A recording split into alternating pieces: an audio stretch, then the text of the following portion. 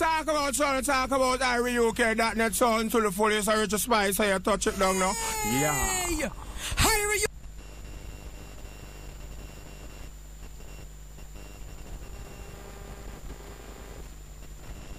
The Roots programme is a cultural radio talk show that focuses upon raising people's awareness of African history and culture.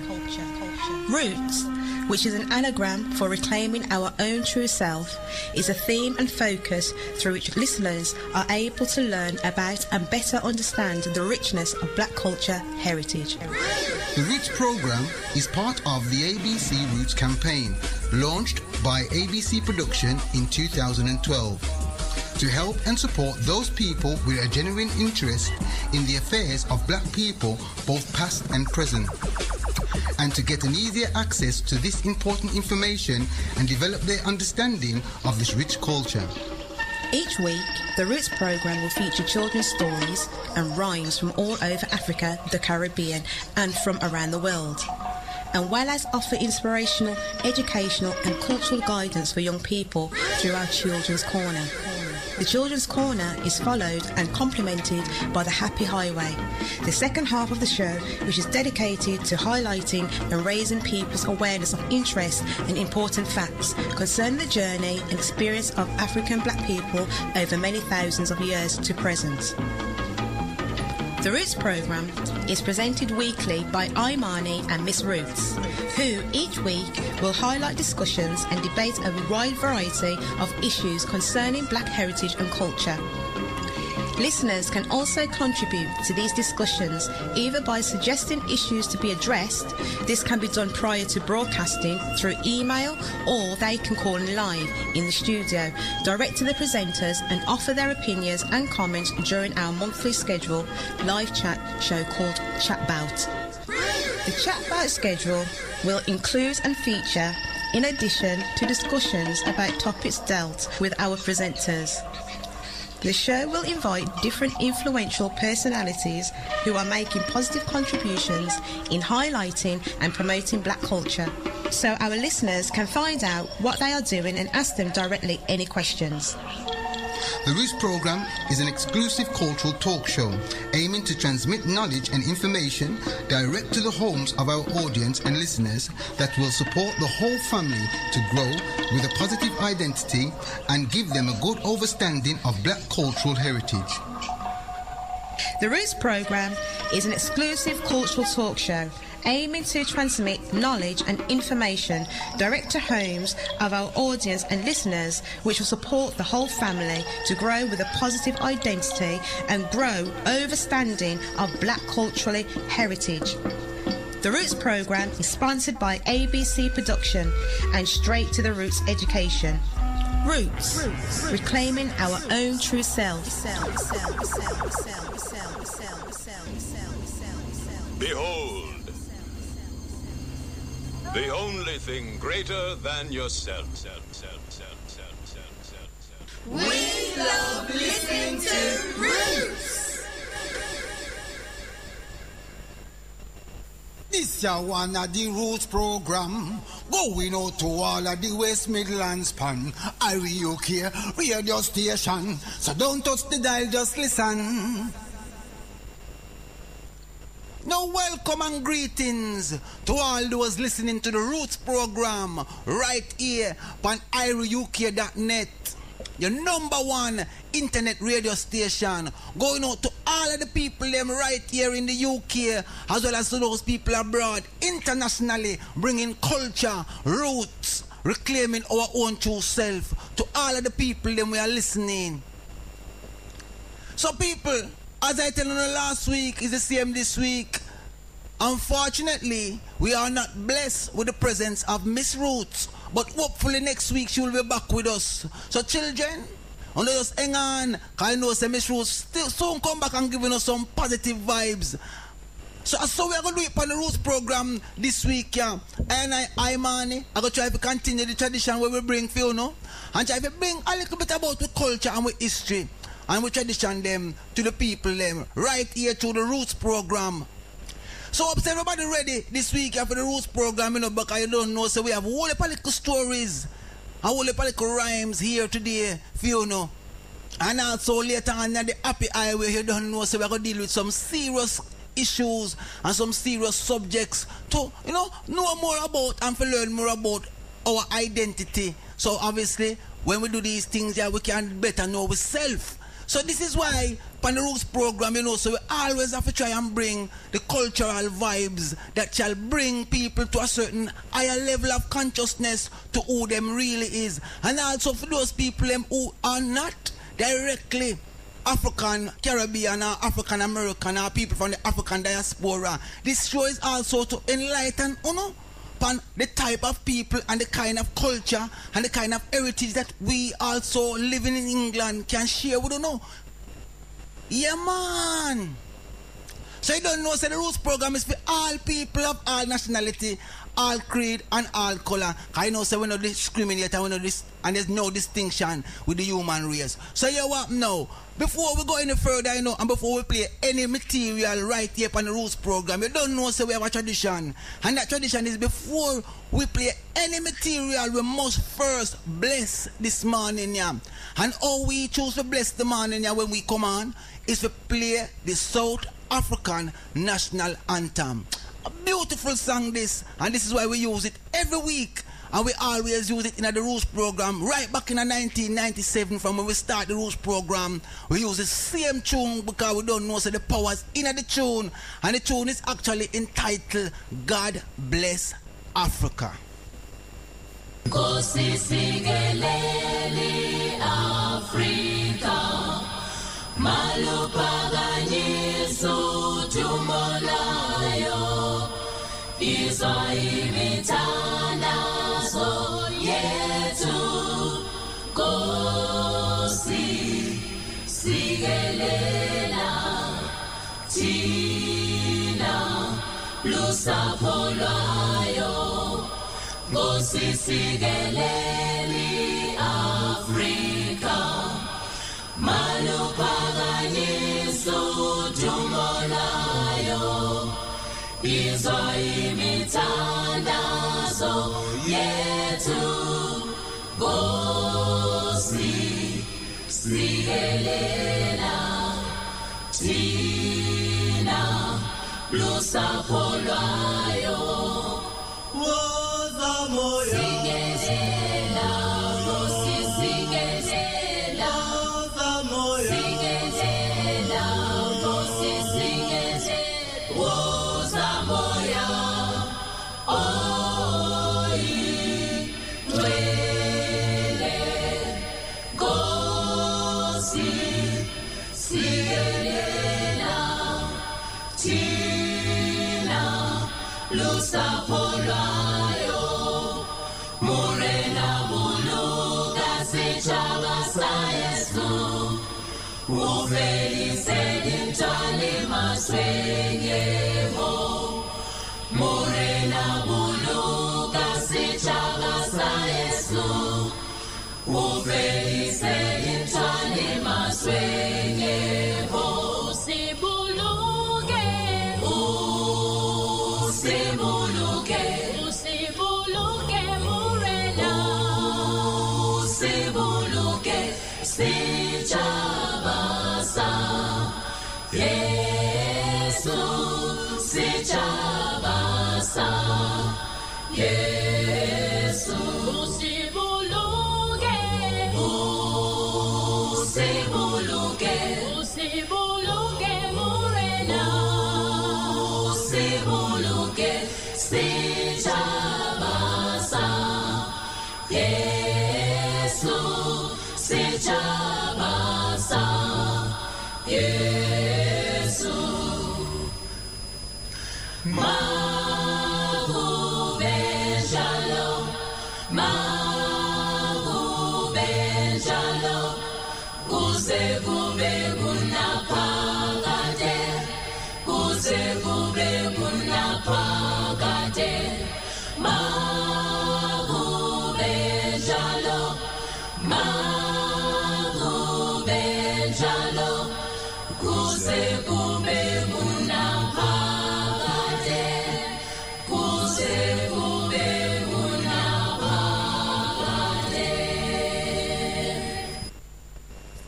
Now, people, yeah, man, me say me love that tune there, you know. Me love that song there, you know. Every time I hear the song, me say me feel a tingling through my body. We make you know the powers in the song. That's why we have to play it on the Rootz program. So, children, who not ready for the Rootz program? Who not ready for the children's corner? Yeah, man. Now, me hope say all of the young people listening in. I hope say no did listen last week, you know. Even if it is the first time when I listen, I want you to remember this. Right now we are in Black History Month. So therefore, within Black History Month, we have to deal with Black History things. Although we don't know, say, every Rootz program and every children's corner are Black history and culture we are dealing with. We don't have to dedicate and specify and be specific about the type of Black history we are going to deal with in every show in accordance with the Black History Month program. So children, I don't know if you remember me ask you if you go ask or if you go see where you know I do a school with Black History Month. Have you been doing things? Have you been telling the teachers them about the things that you've been learning from the Rootz program? Yeah, man. They must know, so I'm going to tell them about these things. So right now, for the Rootz program, we're going to bring a bit more culture and give them a little bit more culture. And as we always do it, as you don't know, you understand? We take our stories, we take our rhymes from right across the African diaspora. And when we say African diaspora, we mean Africans them born outside of Africa. Now, when we say Africans born outside of Africa, we don't know, say everybody on planet Earth and every human being is an African born outside of Africa. But when we talk about the African diaspora, we're talking specifically about those people who was displaced or moved from Africa by force. You understand? So it's them people there, when we are talking about, when we say African diaspora, so when we say we're going to take a culture and take a story from the African diaspora, that means we're going to take a story or a nursery rhyme from some black people who are living somewhere outside of Africa and who have maintained and keep a certain element of that African culture that we can now bring to Uno today to help Uno to reclaim your own true self. Because that is what Rootz is all about. So remember last week, now if you don't listen last week, we play a few stories about from the Yoruba, we play some African American stories. Same way we're going to do it this week, yeah. You understand? So we're going to play some African story, some African Caribbean story, and some African American story. And some rhymes to go into all of that. So children, I hope you're ready for the children's corner this week, I know. But before me even go any further, let me give you some did you knows.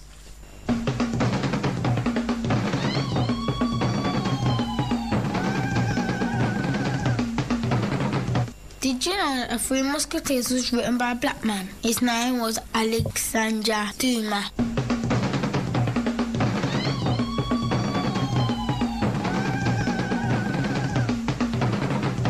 Did you know that Africa is not a country, it is a continent that includes Madagascar and various other islands? It has 54 fully recognised sovereign countries, 9 territories and 3 states with limited recognition.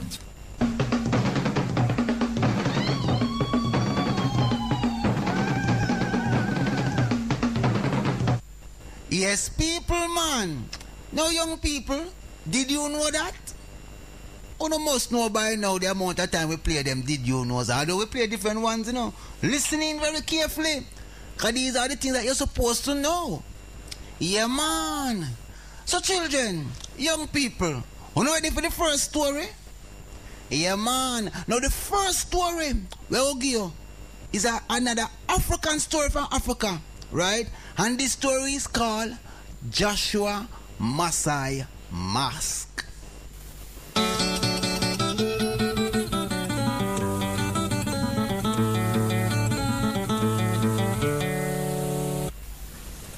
Joshua's Masai Mask, written by Dakari Huru. Joshua loved it when Uncle Zambezi taught him to play the kalimba. He loved the feel of the wood, the rich chords and the soulful rhythms. But then he made the mistake of mentioning the school talent show and the whole family jumped on him. Show them what you and that Kaliba can do, Uncle Zambezi urged. That's a great idea, his mother said. I know you'll win. His father beamed, and so he hadn't really had a choice but to sign up for the Kalimba for the show. But it was a terrible idea. Joshua's classmates liked rap. They liked kids like Kareem Cooper and Shamika Shabazz, who could dance like people in music videos. They'd think his Kaliba was stupid. They'd laugh. And sure enough, when Joshua walked into the auditorium for rehearsals, Kareem was on stage and the kids were cheering. Go Kareem! Go Kareem! Kareem snapped his fingers and boogied all around. His friend, Shamika, was as cool as the ice cream cone in her hand, spinning the records and scratching them in rhythm. When they finished, the kids clapped and cheered and whistled. Then Kareem and Shamika sat down and everyone looked at Joshua. Look at that, one girl said, pointing at Joshua's kalimba. Hey, what you got there? Show and tell. Something from your crazy uncle? The kids laughed. It's nothing, Joshua mumbled. He got up to leave, fumbling for his jacket. At the door, Joshua looked over his shoulder and saw everyone congratulating Kareem and Shamika. No way could his Kaliba compete. He pushed open the door and walked home all by himself. On his way home, he stopped by his Uncle Zambezi's art gallery and told him what had happened. Uncle Zambezi listened. Then he went into a back room and came out with 3 boxes. In the first was a brightly patterned dashiki. In the second box was a beautiful new hand-carved kalimba. And in the third was a big ostrich feathered mask from the Maasai tribe of Kenya. Joshua fingered the feathers gently. Maybe you just need to get into the spirit of things. Give them attitude, said Uncle Zambezi. When you go to the talent show, play your new kalimba, wear the dashiki, and bring the Maasai mask. But be careful with it. The mask will listen to everything you say, and you must be careful to speak wisely. Joshua just nodded and took everything home. But no matter what his uncle said, the talent show was still tomorrow, and he was dreading it.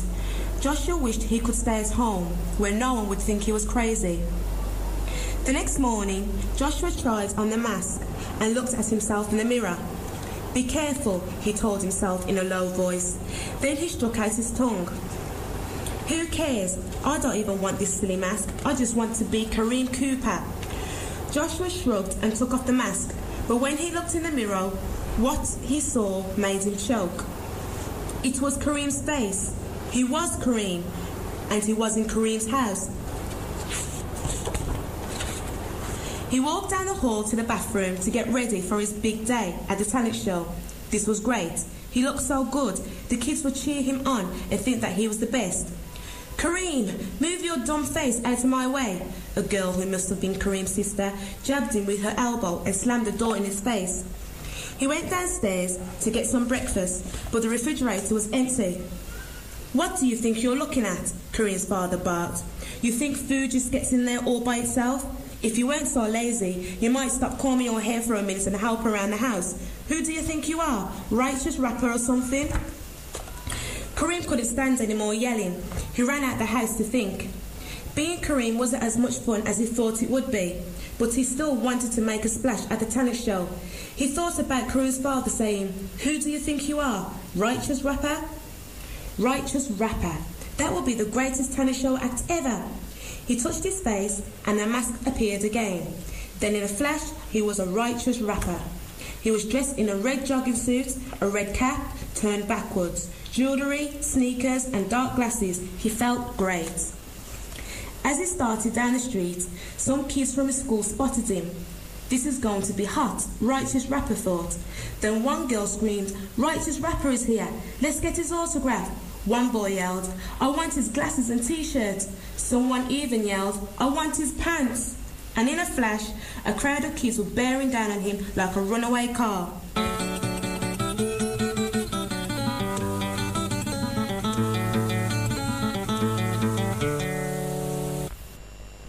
Righteous Rapper beat it down 125th Street and ducked into a parking lot to catch his breath.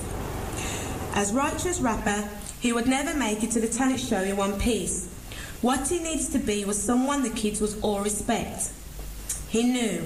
The mayor. Righteous rapper touched his face and the mask appeared again. He said, "I want to be the mayor." And in a flash, he was. As he walked towards the school, the kids made a path and asked to shake his hand. "Are you coming to the talent show, Mr. Mayor?" they asked. "Wait till you see Kareem and Shamika. We love you, Mr. Mayor." It felt good. Parents were streaming towards the school, and the mayor spotted Joshua's parents with Uncle Zambezi. "Hello, folks. Come to see some talent?" he asked them. "Oh, yes, Mr. Mayor," his mother said. "Our son plays a kalimba." "We're very proud of him," said his father. The mayor swallowed hard and went inside to watch the show. He could hardly pay attention during the first act because he felt guilty about disappointing his parents. But when Kareem and Shamika went on stage, the crowd got worked up. Shamika held a blackberry ice cream cone and scratched the record. Kareem got carried away and did a big wild spin. But in the middle of all that, Shamika's ice cream fell right on the record player and jammed it. The music stopped. Kareem fell flat on his back. The kids yelled, "We want a show! We want a show!" The mayor thought, what can we do without music? Then he had an idea. He looked in the audience for his parents. Then he ran backstage and touched his face. Concentrating hard, he said, "I want to be Joshua and play the kalimba. I want to be me." In a flash, there he was in front of the microphone, the kalimba in his hands, slowly at first, but then with confidence. He played. "Don't sass the kalimba, don't mess with the beat. This bad box puts rage in your feet." The audience listened. Kareem started dancing again. Shamika joined in. Soon the rage was in everybody's feet. Joshua's classmates danced and roared. The audience was cheering. "Go Joshua! Go Joshua!" Joshua looked up at Uncle Zambezi. From now on, that mask would hang on Joshua's bedroom wall and not on Joshua. But the kalimba would stay in Joshua's hands and the rage would stay in his feet.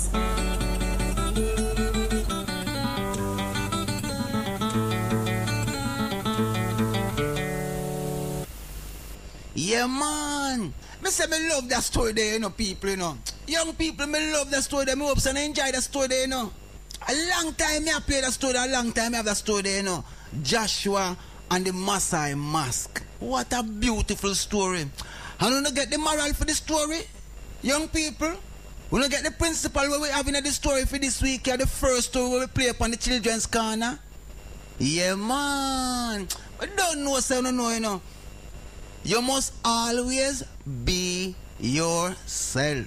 Always just be yourself. Don't pretend and try to be somebody else. Because if you say people might like you better. If the people them not like you the way you is, you don't need to check for them at all. Them is not good friend. You must always try to be yourself. And then you see in Joshua's case, you try to be all different people. Righteous rapper, all Kalim, all these different people, all even the mayor.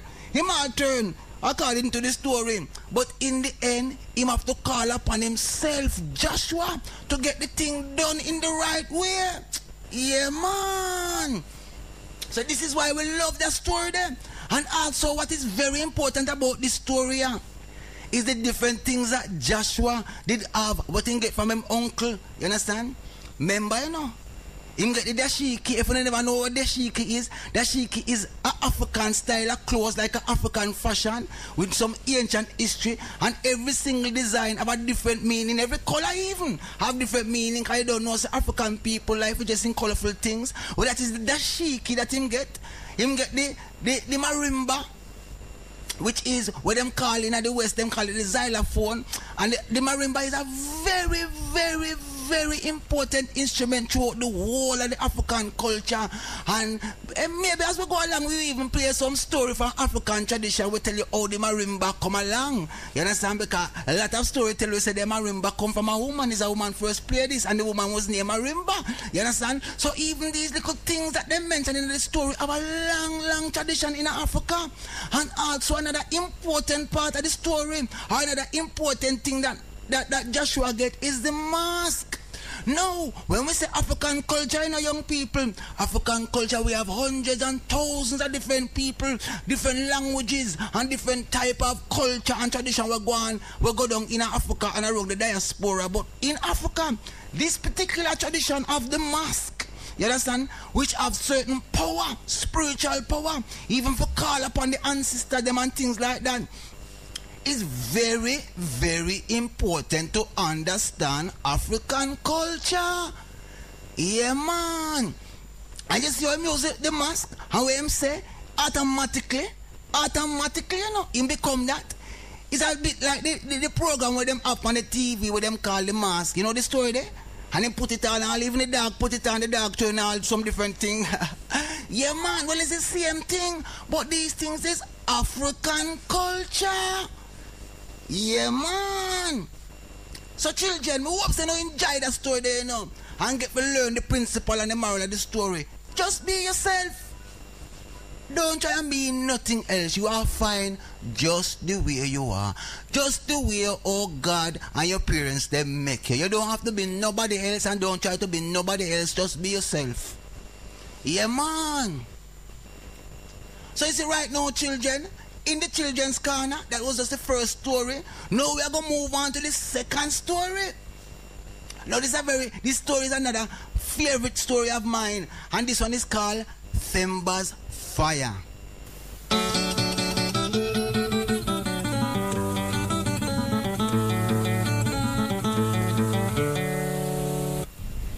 Themba was sweeping the floor. Her brother, Kwahi, came home and opened the door.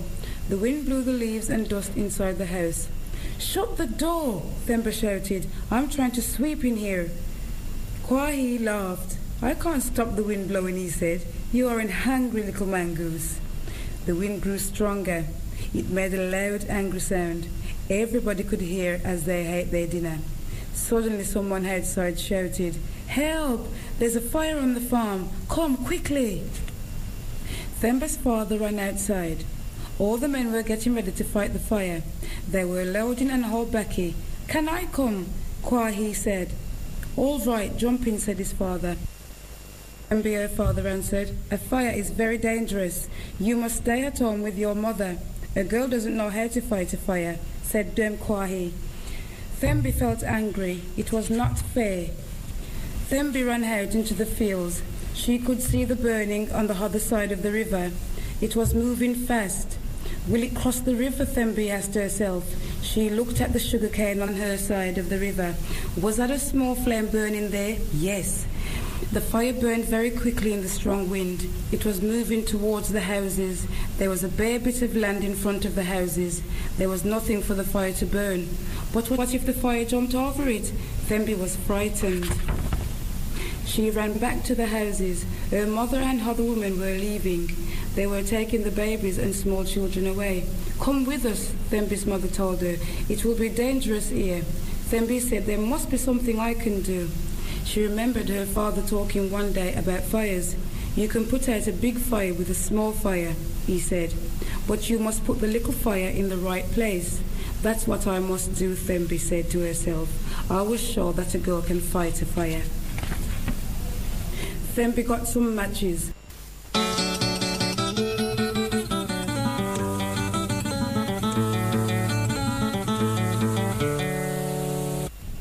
Themba got some matches. She ran across the bare land to the sugar cane. Her heart beat fast. She got some dry leaves and grass. She lit a match, but it blew out in the wind. The second match blew out too. Themba tried again. This time she could light the leaves and grass. She pushed them into some dry cane sticks. The sticks began to burn. Themba looked at her little fire. She remembered her father's words. "A big fire pulls a little one towards it," he said. "The little fire burns up everything in the path of the big fire, so there is nothing left for the big fire to burn." The big fire was very close now, but Themba's little fire was burning quickly. The big fire was pulling it. At last the two fires met. Soon there was nothing left to burn. The fires went out and the houses were safe. Themba was happy. The baccy came back with the men. "Who started the little fire?" asked Themba's father. "I did," answered Themba. But a girl doesn't know, he started to say. Then he laughed and said, "You are a brave little mongoose."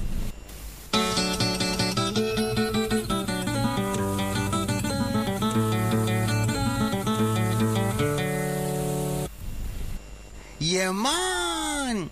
Now, children, you see how Tembi, how she brave? Yeah, man. All the other villagers and all the big people, them never know what to do. The fire would have burned down the whole village.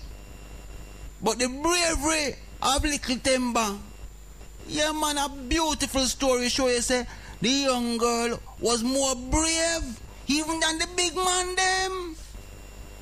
Yeah, man. And that's how we get to find in the African culture, you know, and in black people culture, different other people culture, you know. We see for we woman, them are some warrior woman. Yeah, man. And from a young age, you see say them brave like man, and like the boys, them no different. Because so we do it in our culture. Yes, man. So young people, I hope say no always I listen and get the moral and listening for the moral, you know, because there's no story in Africa ever told that don't have a specific principle and a particular tale for enlighten and for educate and to inspire the people them who is listening to this story. Yeah, man. So that's how we do it on the children's corner. Now before we go any further in the children's corner, come let me give a little tune. No, me play this tune here every single week from Black History Month start because I love this tune here.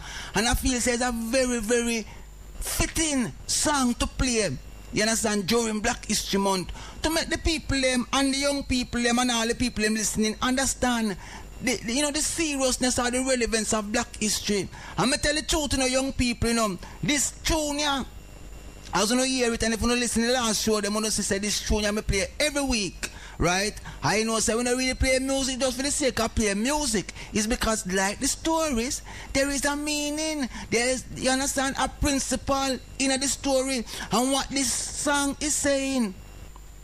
Sorry, in the song, and what this song is saying, right, is why Black history is important and how them hide Black history from we. Not only in the school, you know, but even in our community, certain things where we know about our culture, we not even get to know these things. So this tune here, which make in England a very powerful tune, one of the best tune me hear from Black history in all my life, to tell the truth.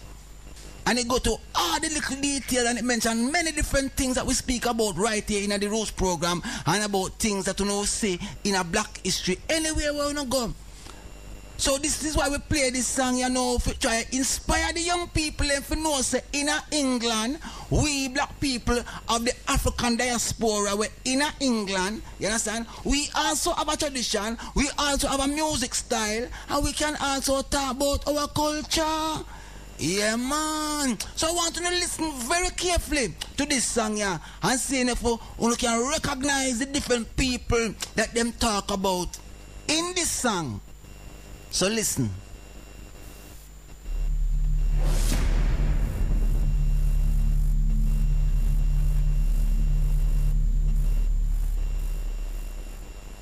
Australia is a black country, so's America. So the superpower warned us of a black terror. It's not theft if it's yours and you take it back. Just the correction of an inaccurate fact. So I'm not afraid at the thought of immigrants, more ashamed of my quarter of Englishness. The Scots and the Irish don't want to take this, being occupied by a state that is racist. Black history is a story of revolution and resistance. A salute to all our brothers, from now to Maurice Bishop. This is Black history, the school system made it a mystery. they laid the foundation for you and me. So we put it in our music for you to see. This is black history. The school system made it a mystery, but they laid the foundation for you and me. So we put it in our music for you to see. I am not a nigger, no mistake made. Cause that's the word the slave master used to call the slave. And brothers kill another brother trying to get the papes. The way they move, I bet Rosa Parks will turn in her grave. Think of what she stood for and how she would feel. Think of Steve Biko and think of Emmett Till. And 8 bars ain't enough time on the beat, but go and Google every name, black history. Imagine Adam was as black as a pint of dragon, and his descendants built guided by the stars' patterns. Pyramids with just the knowledge of the atom. They might not tell you in your class, but that's what really happened. Before the kidnap, chains rotting in the cabins. In family trees from a root greater than you fathom. There's real power when the blood, the guns are out splashing. There's real power when the people start to take action. You can't hide the truth from me, you're only fooling you. My blood is of a slave, shout to Shaka Zulu. No nigga monkey round here, bruv, monkey who? I'm medicating you just like I'm supposed to do. You should be a king instead of trying to shot a cue. I'm speaking to my people just like Malcolm X will do. And don't make who you are be a mystery. Just educate yourself and learn the black history. Hey, yo, this is black history, this is our history. The pyramids in Africa and stars are in symmetry. Big dog, you ain't a nigga or a nignog. A black man made the first clock tick-tock. You gotta watch Big Up, Benjamin Banneker. My brothers got ripped and shipped up from Mother Africa. Hip-hop storylines out of rhymes tell you how a black man made clocks out of time. This is black history. The school system made it a mystery, but they laid the foundation for you and me. So we put it in our music for you to see. This is black history. The school system made it a mystery, but they laid the foundation for you and me. So we put it in our music for you to see. Black magic, black clouds, black hearted, black beauty, black gold and black markets. The black comedy, it's tragic that black card did nothing, it's still pardon. Called him a black bastard. Ain't nothing new black, they used to call it black music. No black supremacy, just equality. The news is black's the new black. I rip that Black Panther movement, teach black history. Blacks used to get sold in auctions like Christie's, but to suppress the knowledge is too risky. So instead of that, the feds wanna frisk me and handle me like they did the blacks in the 60s. But I'm a king like Chop and Shaka Zulu. I gain knowledge and I learn what we've been through. Wisdom is more than the color of your skin, true. And when you're wise, you realize you're a king too. I am Kunta, not Toby. Free thinker, you'll never control me. Go further, Nat Turner. The massa got shot by his own burner.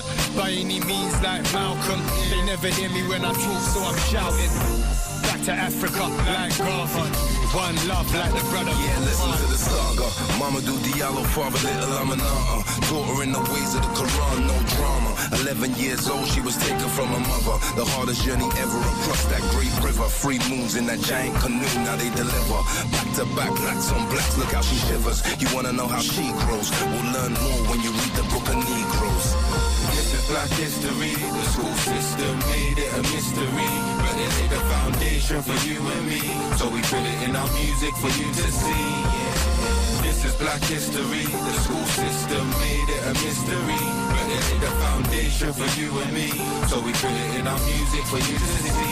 Yeah, I went and picked up a book, took an hour to read through. Learn about a party that's empowering the people. About Huey P and Bobby Seale, the Panthers. Not the media spin, I'm reading Howard's. How they try to discredit these guys' names. FBI, COINTELPRO, the CIA. But I never forget my man, them brothers like Fred Hampton. Died for the rights of my people, I'd like to thank them. Mockery and misery, black history. Legacies never told, young and come sit with me. Take the fag out the soup, run a split for me. Listen to my thoughts, find that epiphany. Yeah, we are kings, genetically and spiritually. From the start to the end, I mean literally. Marcus Garvey, Tupac and Malcolm X. Only up above, Lord knows who's coming next. The way they links let us steal in this bad, bro. That's why we killing each other on these roads. They don't wanna see our black seeds them grow. They wanna see us living broke in the ghetto. That's why I got the rifle by the window. By any means necessary, using Malcolm's lingo. And they try to put my flag at half mast. Label me a mongrel, I'm black, not half caste. Us let us here with no fear like Mandela. So they'd rather see us rot in the damn cellar. But you pricks can't harm me, cause I'm black and I'm proud like Marcus Garvey. Can't leave my people in the field, nah, I love them. I lead the way like I'm Harriet Tubman. And they can't say we're fighting for something. My ancestors legendary, nothing above them. This is black history. mystery, but they laid a foundation for you and me. So we put it in our music for you to see, yeah. This is black history. The school system made it a mystery, but they laid a foundation for you and me. So we put it in our music for you to see, yeah. I'm a bold black brother like Khalid Muhammad, saying hail up the dread as we roam the planet. In step with Imhotep, I follow the lead. Intellect like Menelik, I follow the creed. And I wanna believe, although I don't go church, I just carry God with me, know so this is God's work, yeah. I know my liberty, I'm trying to achieve, and the youth them have to know so that they worry and breathe. Celebrating our history is not a favor. Correcting the myths that still persist to justify behavior. Showing civilization before colonization. Some would rather say the pyramids were built by aliens than accept that a bunch of coons ever taught a thing ever in human history to people with lighter skin. The op set them straight, intelligent debate at the Cairo Symposium. Still they won in the gate, but we can't change a thing if we don't want to face our very education conditions after the myth of race. So you probably never learned about the Moors in Spain, Benin or Luango in 1668, Lalibela or the Citadel. Our truths, they hit it well. If we knew ourselves with so many sit in a cell. When Europe has the influence in African affairs that Africa has in Europe, we can talk about a world that's fair.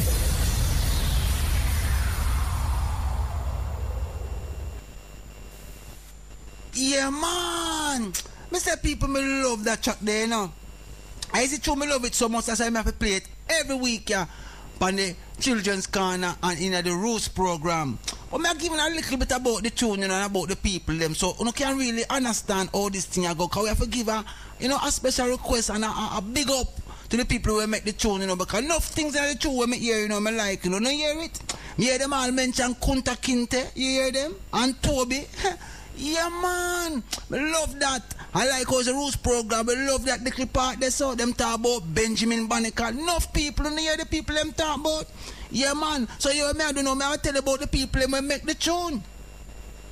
Yeah, man. So we're gonna send a big up to the people who make that tune there. Saying produced by what them call The Last Resort.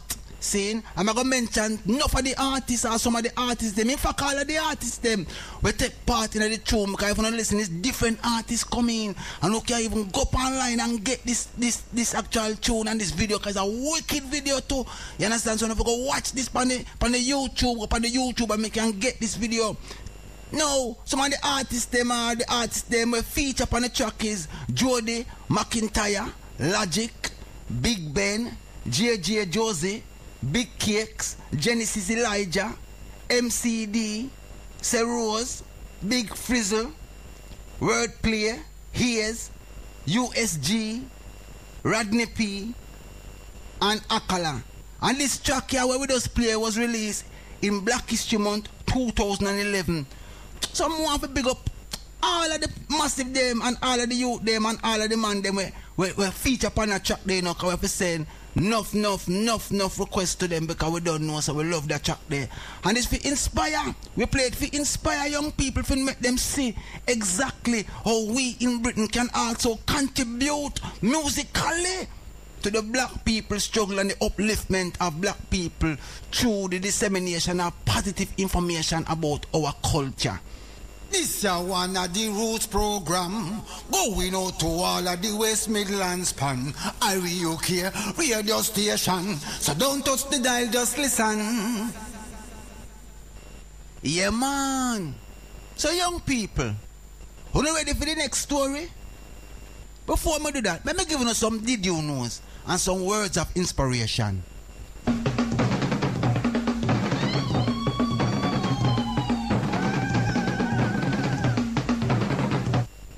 Thousand can tell you that it cannot be done. Thousand will tell you that you will fail.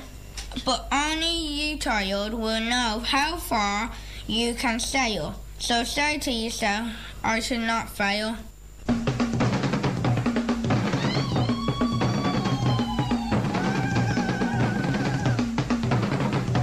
Malcolm X. You don't have to be a man to fight for freedom. All you have to do is to be an intelligent human being.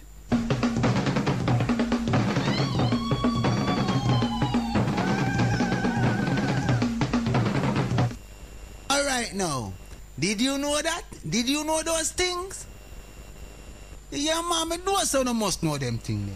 So now ready for the next story? Yeah, man. Now the next story we will give to you is again an African story from the Yoruba people. Remember last week we gave you Olurumbi and Owners Day? Well, now we will give you another Yoruba story. And this one is very, very interesting and a very good story. And a lot of African story, as me say, always have a principle and always have a moral. And this one actually have a theme in it as well, which is to tell us how the color of our palms and our soles of our feet are different from the rest of our body.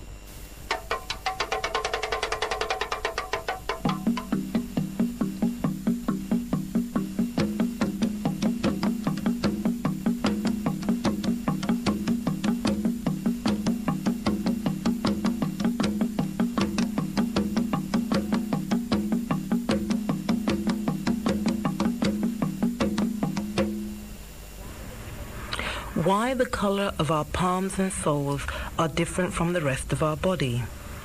Once upon a time, there lived on the west coast of Africa a very powerful and popular king.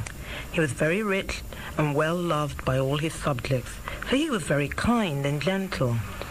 It was the custom at that time that the king should have more than one wife, possibly 4 or 5, or many more, depending on how rich he was. This king had 7 wives, but alas, not one of the wives had a child. Therefore, the king had no heir. Now, this was a very serious matter, for it meant that there was nobody to bear the title Aremo. This title was usually given to the reigning king's eldest child. People were very worried, not only because the king had no child to brighten the life in the palace, but because there was no Aremo. And the absence of an Aremo was supposed to bring ill luck to the people.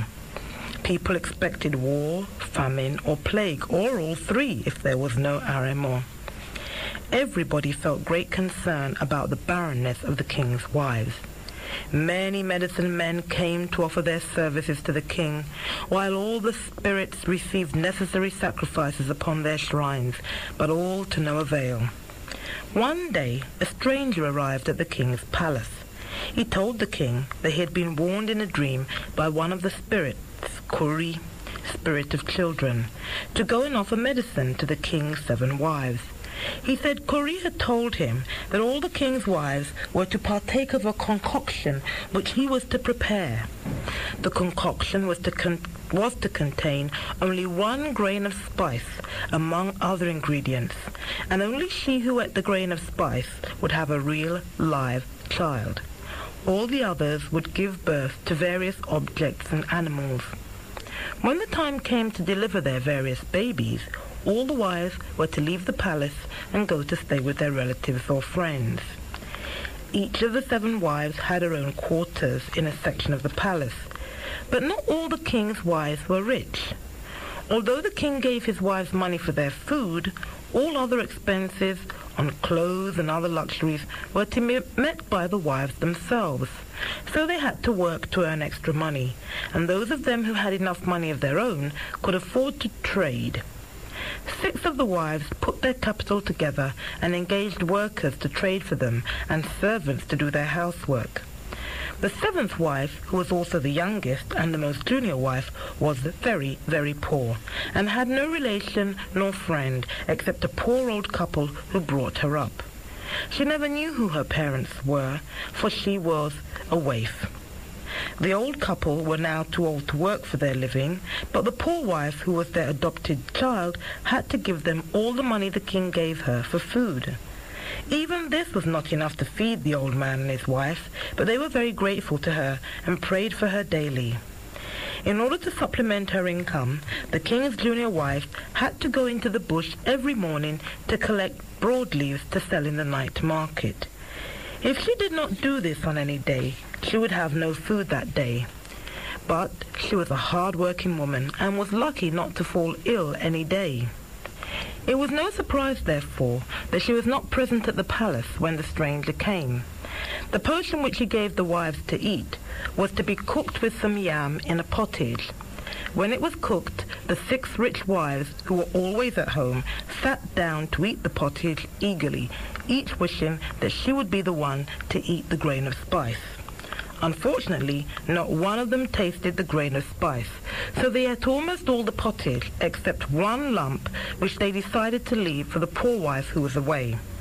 They would have eaten this too, had it not been that they were keenly watched by one of the king's men, whose duty it was to see that every wife had a share of the pottage.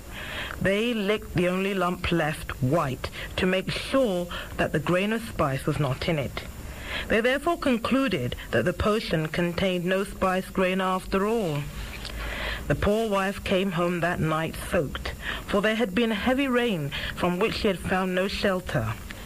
When she got home, the other wives grudgingly told her of the medicine they had and showed her her own share. This she gratefully accepted to eat before preparing her own poor dinner, which was usually her only meal for the day. While eating the only lump of yam from the medicine pottage, the poor wife felt her mouth go hot, and so went to fetch water to drink. The others, who were watching her keenly, asked her what was the matter.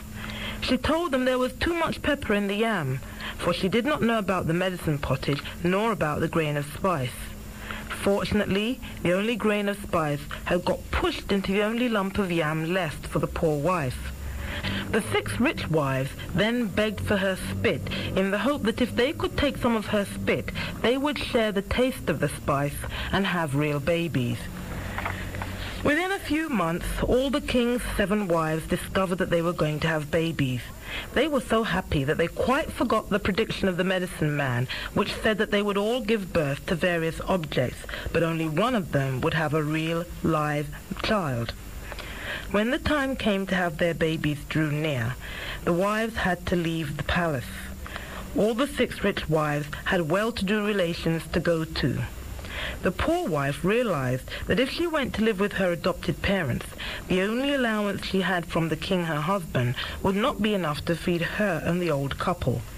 In addition, because of the baby she was expecting, she was by no means as strong as she used to be, and could not expect to be able to go to the bush every day as before. She therefore arranged with one of the king's men to collect her allowance from the king and deliver it to her adopted parents regularly while she was away. She then went to live in the forest, thinking that if she could find shelter under a large tree, she would go about picking wild fruits nearby to eat until she could have the baby. She did not tell anybody of this plan, for she knew her poor adopted parents would never agree to it. When she got to the forest with her belongings, she found a huge tree and was clearing the ground around it when suddenly a gorilla stood in front of her. She had heard about gorillas, but had never seen one.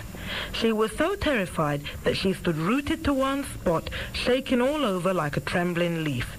She then fainted. And when she came to, she discovered that she was in a newly built, rough hut in the most dense part of the forest, which, as far as she knew, had never been visited by a human being before. She got up and looked out, and found that there were many gorillas about, some gazing at her with evident pity and kindness in their huge eyes. One of them came forward to talk to her, and with a lot of gestures made her understand that they meant to keep her until her baby was born, and she was ready to go back to the palace. And so she remained with the gorillas, who daily brought food and animals they had killed to her, and water to drink.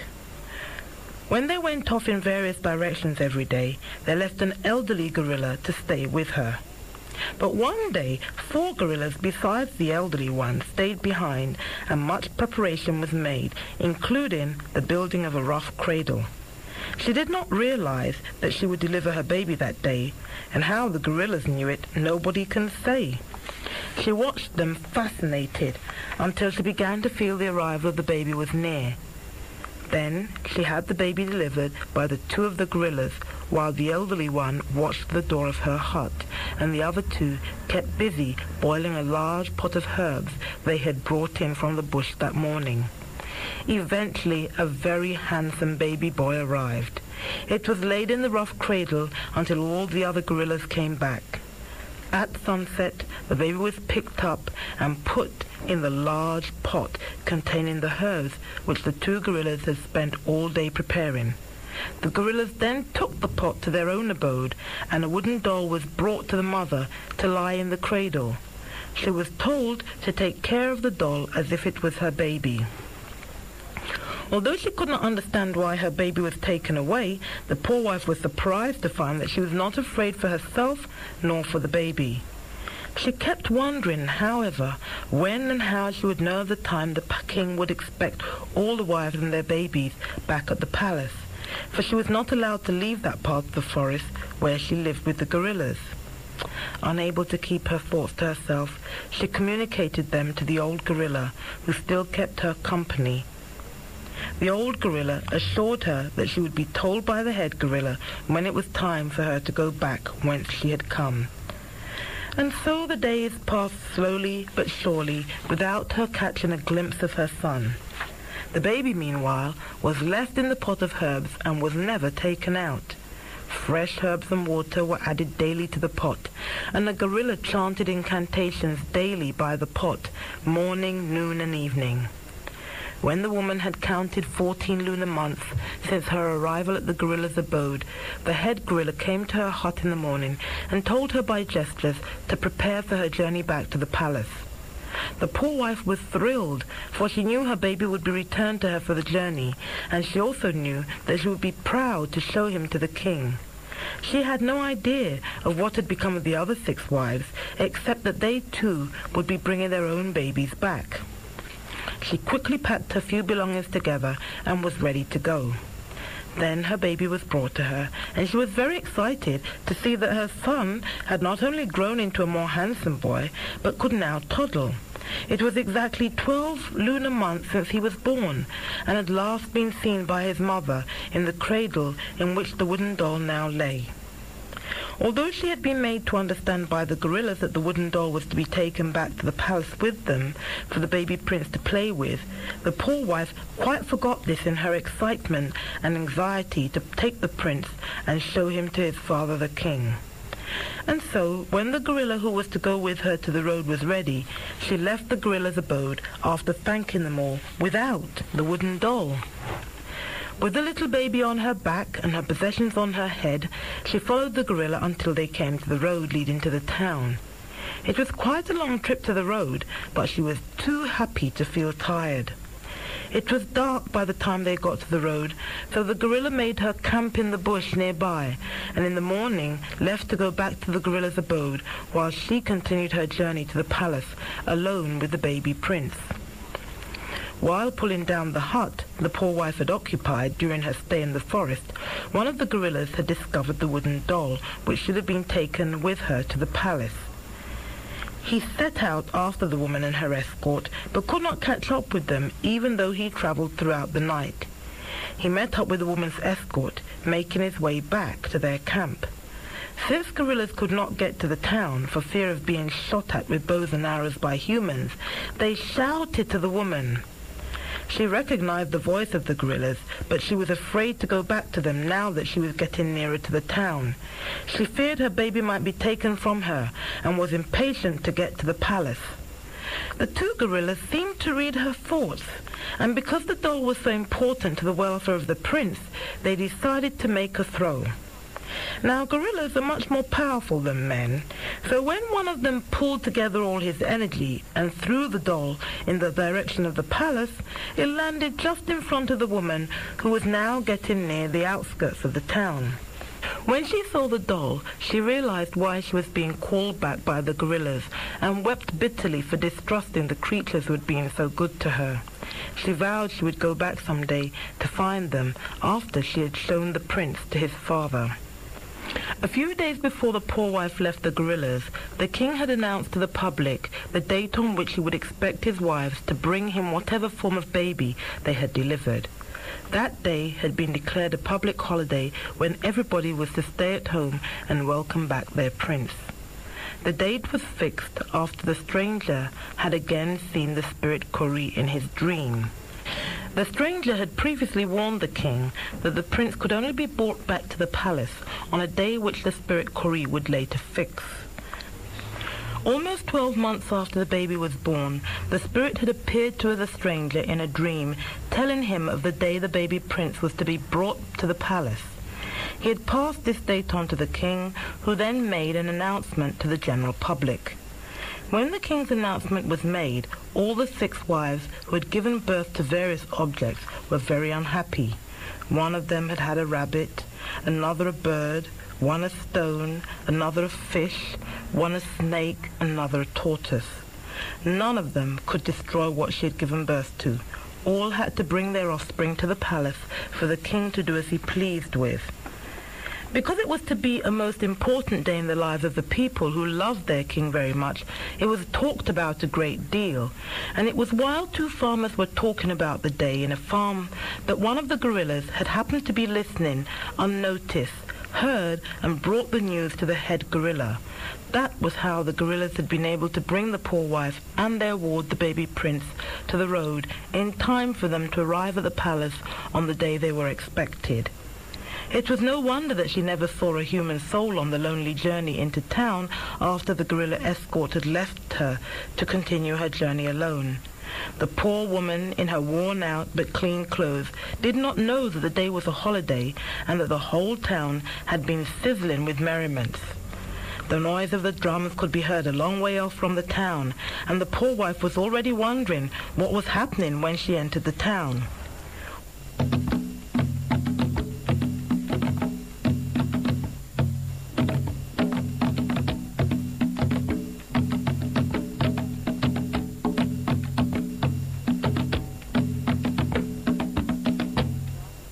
All the other wives had arrived at the palace very early that morning and had presented their curious babies to the king, who had then disposed of them. Everybody therefore waited anxiously for the 7th wife, whose abode for the past 14 months was not known to anybody, including the king and her poor aged adopted parents. Guards were posted at various gates to the town. As soon as she entered the town with the baby on her back, there was a loud, joyous cheer, and everybody bowed low to the baby prince, who was presented to his father, the king. The king was exceedingly happy. There was merriment in the palace till daybreak, and for many days to come, in the honor of the baby prince, who was now the Aramor.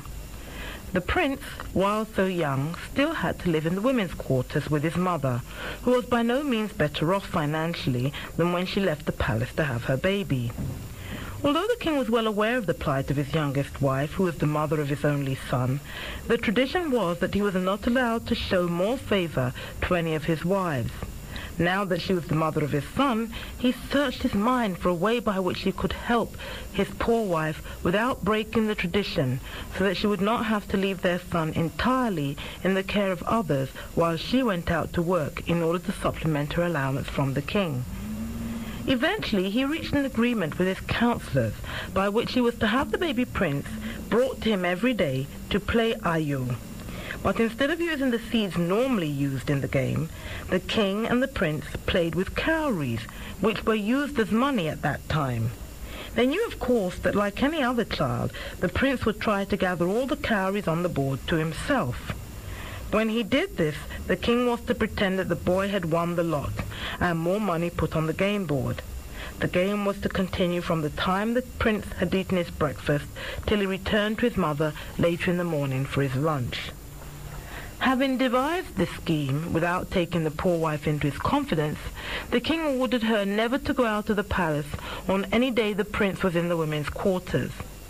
At this, all the poor wife's happiness turned to despair, for she could not think of any way by which she could supplement her allowance. She knew she could not disobey the king's order without facing the death penalty. She therefore resigned herself to starvation, for she made up her mind not to cut off the meager allowance she sent to her adopted parents, and the baby's allowance, which was given for the use of the baby, was not to be touched for any other purpose. Besides, she had no intention of spending any part of her son's allowance, and she had no friend to help her in her predicament. Early in the morning the following day, everybody was surprised to see the king come into the main hall in the women's quarters, singing thus: "Come to play, son, come to play. 20 slaves make not a son, come to play. 30 labourers make not a son, come to play. At this the child got up, holding the doll, and went in the direction of the singing voice.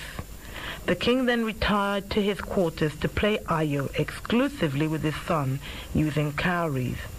As he had expected, the boy started gathering the money to himself as often as it was put on the board. They both spent the whole morning at the game and were both very happy, the child behaving as if he had lived with his father all his life. He was a lively and lovable child. At the end of the morning, the king sent the child back to his mother with all the money he had gathered up from the ayo board. His mother was to be informed that he had won so much money in a game with his father, and that she was free to spend her son's money as she pleased.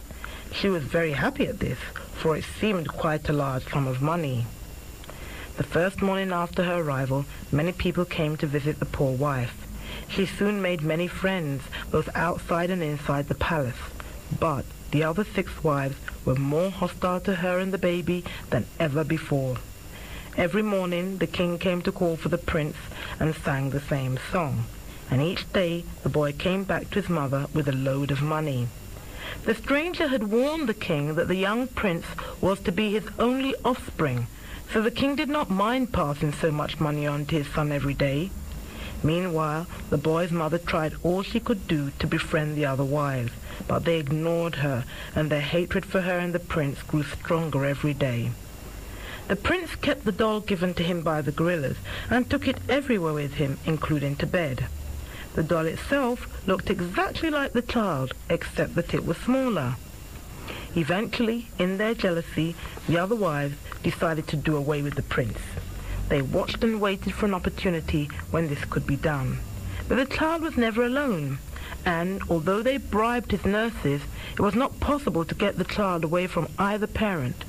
For in the morning he was to play with his father, and he was always under his mother's eyes in the afternoon. The prince's mother usually went to see her aged foster parents every morning while her son was at play with his father. One day, when the prince was exactly 25 lunar months old, 13 lunar months after he was first brought to the palace, the king came to fetch the boy as usual, and his mother went to see her foster parents. Shortly after the king and his son had settled down to their game, however, some very important visitors arrived unexpectedly from a distant place to hold talks with the king. At such a time, his section of the palace was no place for a little child. One of the nurses was summoned to take the prince back to his mother's apartment with some money which was packed for him to represent his usual winnings. The king had quite forgotten that the boy's mother would have gone out. As soon as she got the child, the nurse, who had been bribed to deliver the prince to the other wives, as soon as she had the opportunity, took the child to them instead of to his mother's apartment.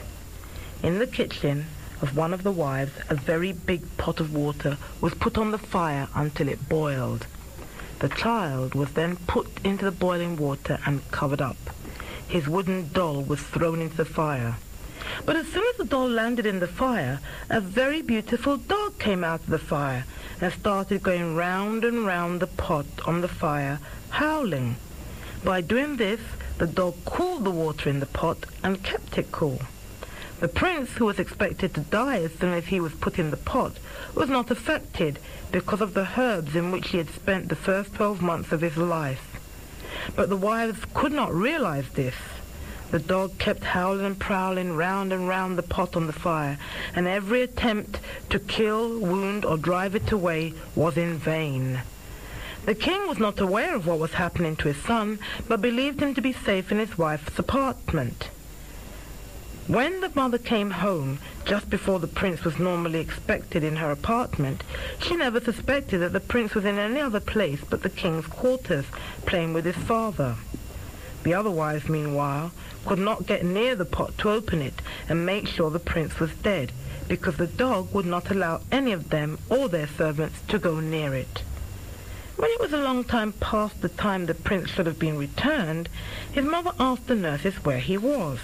They pretended they did not know whether or not he had left the king's apartment. The prince's mother then went to the king's quarters and asked to see the king. Word came back that the king was holding talks with some emissaries, so she promptly sent back one of the king's personal servants to tell the king that she had come for the prince.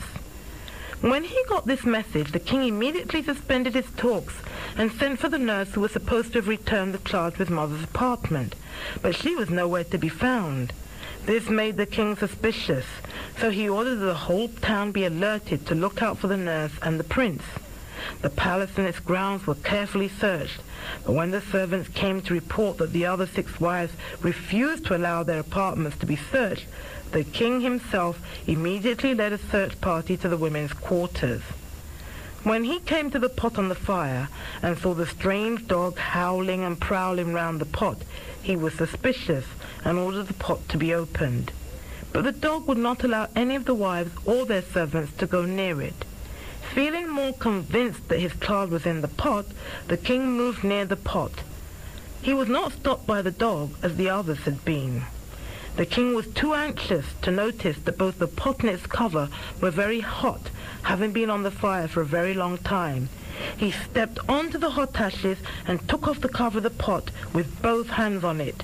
Throwing the cover to one side, he looked into the pot and found his son swimming in the pot, apparently enjoying himself. When he picked the little boy up, the king found that the skin on his palms and soles had peeled off, and although the pot had been very hot, the water inside was very cool indeed. As soon as he set the boy down, the boy embraced the dog as one would an old intimate friend, and in the few words he had been able to pick up, told his astounded parents and all assembled that the dog was in fact his old doll. What really happened was not fully known until the wicked wives, who were as astonished as everybody else to see the prince unharmed, were made to tell the story of their foul deed. The public opinion was that the wicked wives should be made to suffer a most horrible death to pay for their wicked deed. But the prince's mother pleaded with the king, and the women were spared. Because the king feared they might be a danger to the prince if they were allowed to continue living in the palace or in the town, they were sent as far away from the town as possible, together with all their servants and the prince's nurses, who were paid to deliver up the prince to them. They were never heard of again. What became of them, nobody really knows. Some people said that as soon as they got to the edge of the forest in their wanderings, they were seized and killed by the guerrillas, who had already known of their wicked deeds towards the prince who had been their ward, and had been lying in wait for them. Others said that the spirit Kori begged Chongo, the chief spirit, and Oya, his wife, to help her avenge those who sought to destroy her present, the prince. It was said that all the women were all killed by both Shango, the chief spirit of thunder, and his wife Oya, who is the spirit of trees, in a torrential rain which started soon after the wicked party got out of town on their wanderings. The king's palms and soles, that were scorched when he lifted the lid off the pot in which his son was cooking, remained lighter than the rest of his body when they healed. In order that their beloved king should not feel conspicuous because of the different color of his palms and soles, the people, men and women, young and old, got their own palms and soles scorched. Generations after that were then born with the color of their palms and soles different from the rest of their body. Legend had it that this is the reason why till this day we still have the color of the palms and soles lighter than the rest of our bodies. The prince lived happily with his parents and, of course, his faithful dog. He grew up to be a very handsome young man, very much loved by everybody. He became king after his father and had a very prosperous reign.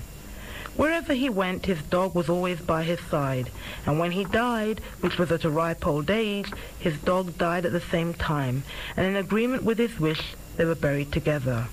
Legend had it that while their bodies were buried, their souls went to live in the moon, and that on clear moonlit nights his figure and that of his faithful dog can be seen. Watch out for them. Maybe you too can see them. You must have a pure mind, though, for only people who are good and pure in heart are supposed to be able to see them.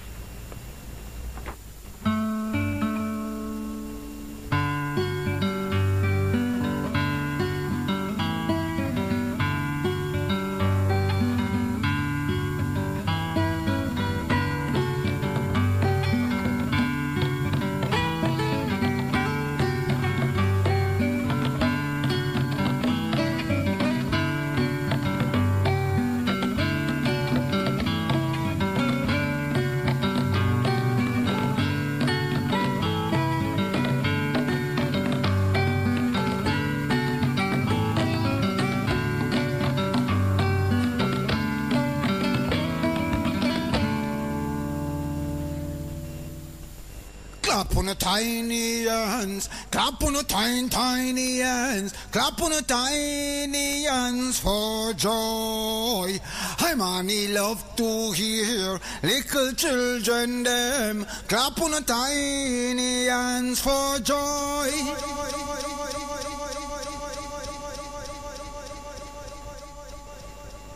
Yeah, man. Now, young people, I hope so you enjoy that story there, you know, because that story have many significant things in it about the culture. And this is why I love to play them African story, you know, because when you play the African story, there's always things in there that teach us about our original African tradition and how we view the world. Yeah, man. When you get the moral of the story, many little things in the story we forget to know, you know, but there are specific things that are very significant. You see, like how the story sound like it bears similarity to many other stories that we know about. We see a little bit about the Cinderella story where you have the ugly sister them, so you have 6 wives. Rich wife, you know, because them rich. You understand? And the poor wife get the fullness and get the baby. Whereas the rich wife, them two, them get jealous and all the things. All that try to kill her, the little youth. What a thing. So you see the little Cinderella thing in it same way. You understand? And then we have even the gorilla them. Yeah, man. So it coming like a little Tarzan in it too. The Jungle Boy, all these things. So all these little things in the story. You understand? We make we relate these things to what? Some of the stories and some of the cartoons and things like that. And some of the stories that we now use in this traditional, in this culture where we have. Yeah, man. So these are the importance of these African stories. You get me? And another thing, important things. Things like the yam where them eat. Yam is very important in African culture. One of the most important food in the whole of the African culture throughout the whole continent. Yeah, man. These things are important. The cowrie shell, yeah, them talk about the cowrie shell, and them tell you say it was once used as money. All over the African continent, them when I use this shell, right? And sometimes we hear them say money as shell. If you say, but why would you have shell for money? That don't make no sense. But it make more sense than the money where them have. Cause if you, when you grow up, you know so them have a thing them call counterfeit. You think it, how that means people copy the money where them have with the little queen face on it and these things, and them go use it and spend it, and people don't know. Cause it look exactly the same as the money where them print on the machine. But with the cowrie shell now you can't duplicate it so easy, because that's Jack creation and man can't duplicate that. So when you hear them say them have currency and them use shell, it make more sense than even the money we are used today. So these things are important, because you never know say it's shell we used to use. But not only we, go back all the way in creation, go back, the further you go back, the more people used to use shell, because we used to control the trade. Right back from in the days of Egypt. So if you want to, and Ethiopia, so if you want to trade with we, you have to use cowrie shell. So if you don't use cowrie shell, you can't get nothing from we, because that we deal with. You understand? Yeah, man.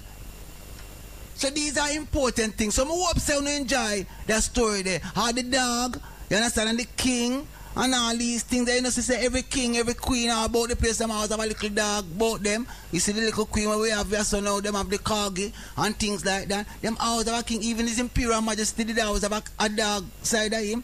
So you see, this is a tradition, this is an African tradition, same way.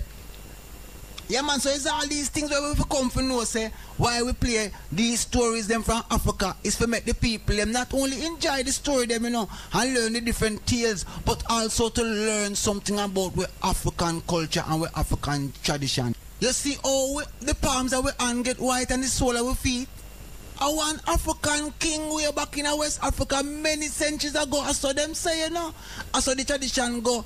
Yeah, man, that's how we do it in our African culture. We have a reason, we have a story for every single aspect of our life and our existence. African life, it tells stories. And even if you say it not go so, it goes so. Because we say it goes so. And next man have them different story about them own things. And people say it goes so, and it not goes so for real, you know. Oh, so listen this now, children. Remember, you know, next time if you are up, that is. But even though the night time I come down quicker so you can see these things, look up in the sky and look on the moon. And as them tell you, if you look and your heart is pure and you is a good child, then you will be able to see the king and him dog in the moon. So next time, night time come and you see the full moon, look to see if you can see the king and the dog. Yeah, man. So children, when I enjoy the Rootz program, the children's corner this week, yeah? I hope so I enjoy the Rootz program, you know, the children's corner, you know.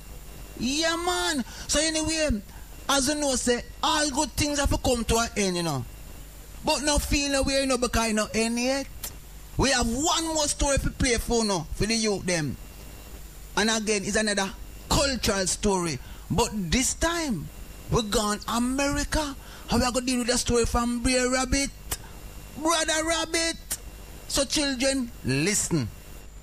This story is called The Fountain.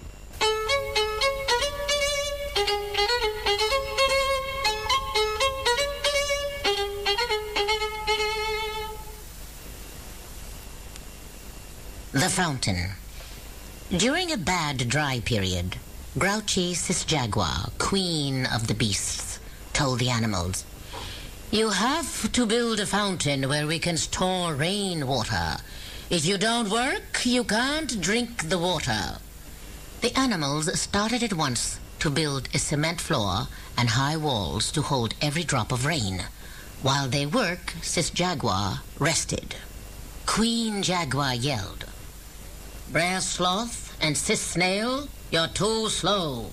You've got to move faster. All of you, push yourselves.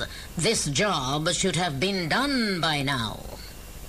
The animals mixed the cement in the blazing sun while Queen Jaguar stayed in the shade. Sis Butterfly's wings fanned the air around the queen. The Jaguar drank apple-flavored soda, guarana, but she would not let anyone else have a sip. Brer Rabbit looked at Sis Jaguar. He said, I'll follow her example." He dumped his bricks and stopped working. Brer Rabbit thought to himself, "I'm tired of Sis Jaguar's orders. I'll help if she asks in a polite way, and above all, if she works too."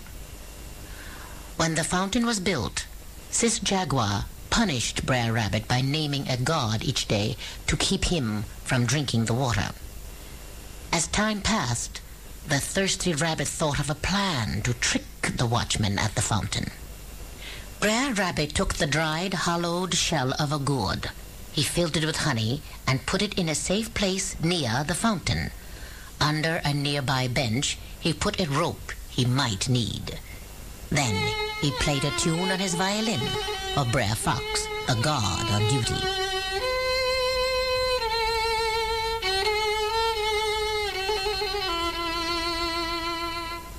Brer Fox asked, "Have you come to visit? You can't have any water, you know." Brer Rabbit cried, "Well, Brer Fox, I want only a tiny drink. I'm dying of thirst." "No, not here," Brer Fox replied firmly. "You should have done more work on the fountain if you wanted to use it." Brer Rabbit knew he would not win this way. He put down his violin and brought over his gourd instead. "Brer Fox, my friend, stretch out your paw," he said. "Taste something I brought you." Brer Fox dipped his paw into the gourd. He licked the honey on his claws. "It's so sweet," he shouted. "But I want more than a little bit." Brer Rabbit told him, "Then reach with both your paws." Greedy Brer Fox jammed both paws into the small opening in the gourd. They stuck there. Brer Rabbit got his rope and tied Brer Fox to a tree. Then he hopped into the fountain. "Listen, Brer Fox," the rabbit explained. "I don't only want to drink the water. I also want to take a bath. Brer Rabbit splashed in the water. He cooled his throat as he gulped whole mouthfuls. When he had drunk enough, he jumped out and waved goodbye to Brer Fox, who was tied to the tree. Then the rabbit played his violin all the way home.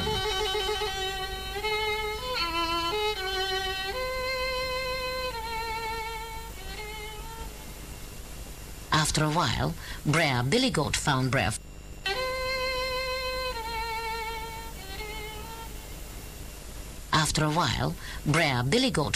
Fox and freed him. Brer Billy Goat frowned. He tugged at his beard and scolded, "You let Brer Rabbit trick you." Soon, Sis Jaguar stopped keeping guards at the fountain because Brer Rabbit was smarter than all of them. And ever after, the little rabbit drank water just as often as he wished.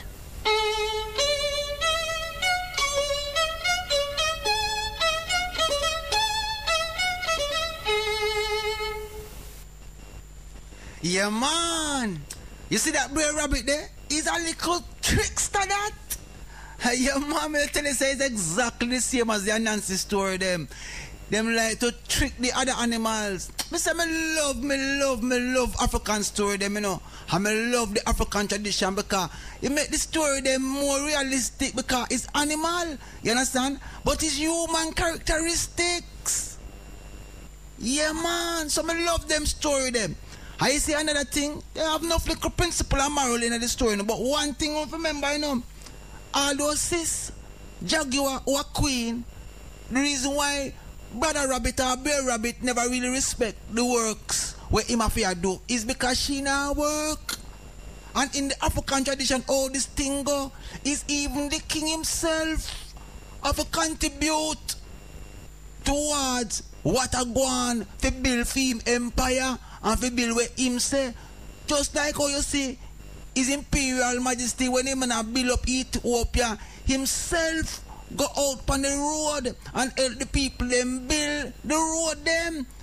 Yeah, man, and an emperor that for sure no say labor and work to build up your community and to build up your empire. If you are going to take a lead, you have to take a lead in everything. Yeah, man. So children, me hope say no enjoy the children's corner this week, you know. And me hope say no learn a lot from these stories them, both the stories them from Africa and from America. Yeah, man, because so we love to do it still. But unfortunately, this is the end. I will come to the end of the children's corner for this week. So as me say, children, I hope say no enjoy the children's corner this week on the Rootz program. And I hope so no tune back in next week to get more stories and more traditions about our culture so that you can learn and find out some of the important, significant and enjoyable things about African tradition and stories. So children, as me always say, no, although this is the end of the children's corner, it is not the end of the Rootz program, and we are now going to go into the Happy Highway, which, as you know, is for the adults. But that don't mean say it's only for the adults alone. And you young people can also tune in and listen to some of the debates and some of the discussions that we have in the Happy Highway, because you yourself are going to grow and be a man or woman. So it's better you learn from now what type of man and woman you must be to represent your culture and uphold the dignity of your people. So it's not going away. Because this is the Rootz program. Roots reclaiming our own true self. This is one of the Rootz program, going out to all of the West Midlands pan, UK radio station. So don't touch the dial, just listen.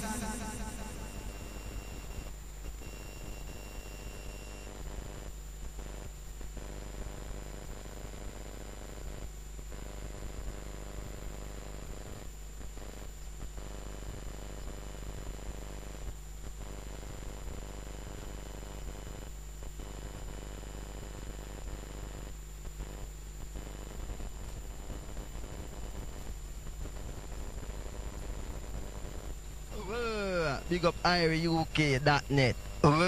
Don't fret, you're so whisper. You're so nice. IRUK.net in conjunction with Distinct FM. A night called a fire. Let me say a fire. On Saturday the 3rd of November. The first time ever under one roof. IRUK.net meets Distinct FM. Bonfire Night Special. At Samras, Boat Lane, Cardmore, Wasser, WS1, 3RN. On the night you have Raga Jesse, Astro, Squidly Bashman, Bomber and Laughing, Baby Ross, Fronton Starkey, early 90s, Dino, Valentino and Diamond G, Myself Taxi, Turbo, Shaw 14, Junior P, Beeline, Fireman, AC Extra, Millerman, KD Melody, Youngstar Crew. Also on the night you got Ninja and Speedy, DJ Springer. Also featuring myself, the Mr. X, yeah? Flex It, Python and Biggs. The music policies, bashments, R&B, bassline, speed garage, old school garage, drum and bass, jacking and funky house, plus much more. The doors open 10 p.m. till 4 in the morning. Admission £5 before 1, £10 thereafter. Dress code, smart and casual. Over 18s only and no search, no entry. Boss it like a G. 3rd of November, got that big party.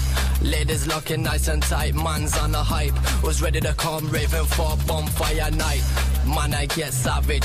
Bashman, drum and bass and the speed garage. Funky house.